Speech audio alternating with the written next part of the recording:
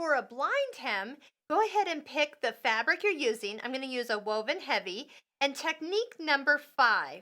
That's going to take us to stitch number 20 in row 1 and have us put on foot letter D for the blind hem foot.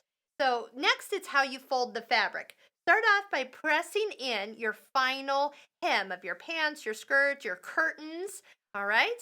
Then what you're going to do is fold this, we'll say back. Expose about a half inch over on this side and kind of just finger press this little fold down.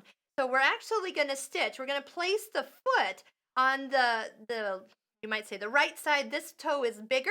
That's going to land on the single layer of fabric.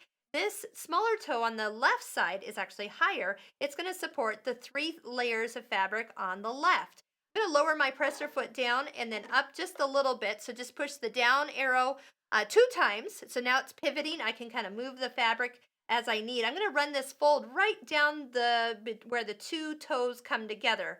Now, I'll show you once we get this done what you're actually looking for when it stitches here. Just going to keep that fold. Sometimes I even kind of exaggerate and catch that little bit of fold there. Great, we'll cut our thread.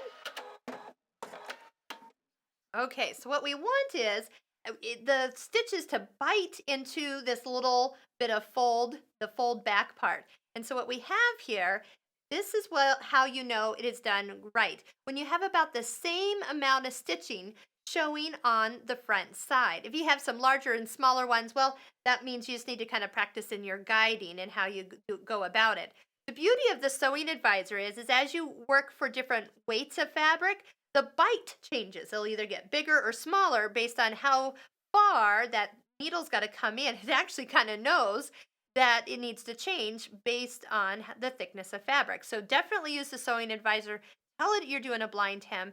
Do a couple practices. I think you'd be surprised you'll never do a hand blind hem again.